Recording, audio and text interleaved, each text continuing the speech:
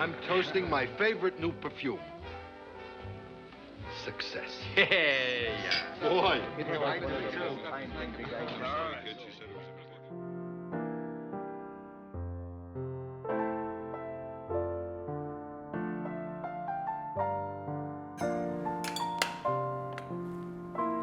New York, the phenomenon, the enigma, the colossus. There's no place like it. If you can make it here, well, you might be broke, but you'll definitely have stories to tell. I first stepped foot in this fair city over 2 decades ago, and sometimes still feel like I'm just getting to know it. Whether you love it or hate it, one thing's for sure, you let it be known. Every year, several hundred films and TV shows are shot here.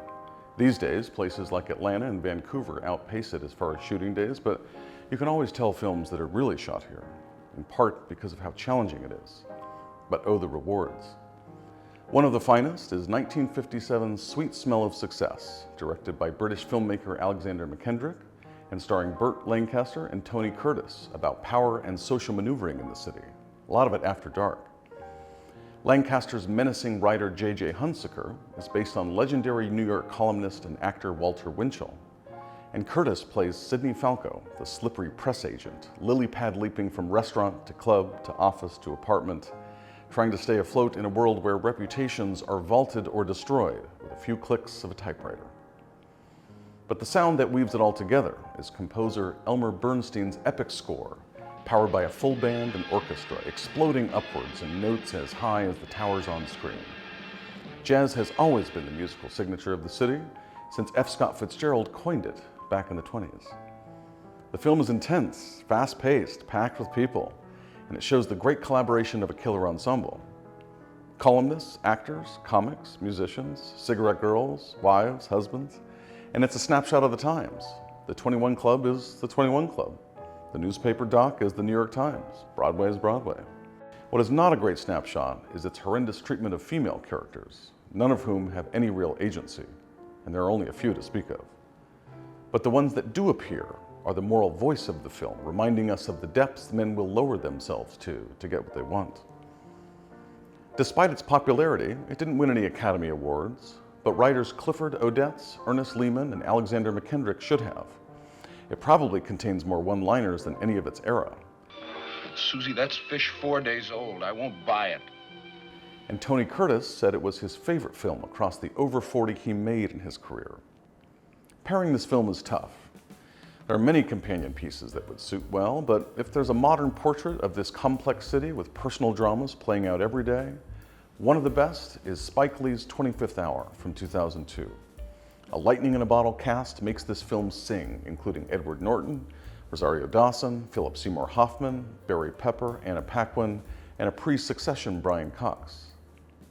Norton stars as a drug dealer, Monty, moving through his final 24 hours before the 25th when he goes to prison. Dawson, a chameleonic performer in her own right, plays his girlfriend, and the rest play friends, family, and other New Yorkers as we learn about their lives and labyrinthian complications. New York has a way of getting you tangled up in things. We need another video series to tell tales about my tangles. Both films embark on a fast pace right off the bat and take place over a breathtaking 24 hours. Both zip around to different New York locales. Both are anchored by soaring trumpets and incredible scores, and explosive opening sequences that allow you to take in the scope and power of the place.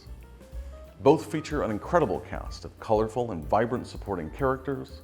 Hollywood was not exploring race in most features in the late 50s, but in Spike Lee's canon, it's front and center.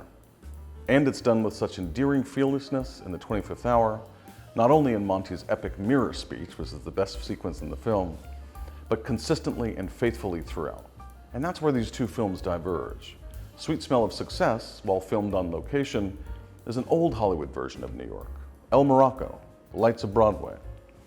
Reality takes center stage in 25th Hour, too, but it's more authentic. This is Spike Lee we're talking about. A fearless wrestler with reality, and in a very recently post-9/11 New York.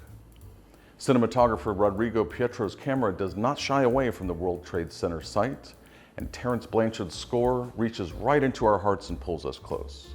It places the diversity of its real faces on camera.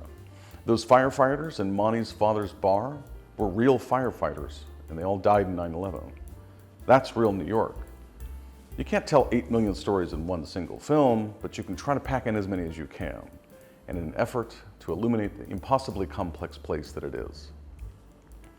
If I only had 24 hours left, I'd want to spend it here, just like Monty. I'd listen to jazz, just like Hunsaker and Falco, smoke cigarettes, raise a glass, and think about my greatest success, making it here. Because how could you not love New York? Like Hunsaker says, are we kids or what? Sweet Smell of Success from 1957 and 25th Hour from 2002. Here's to the movies.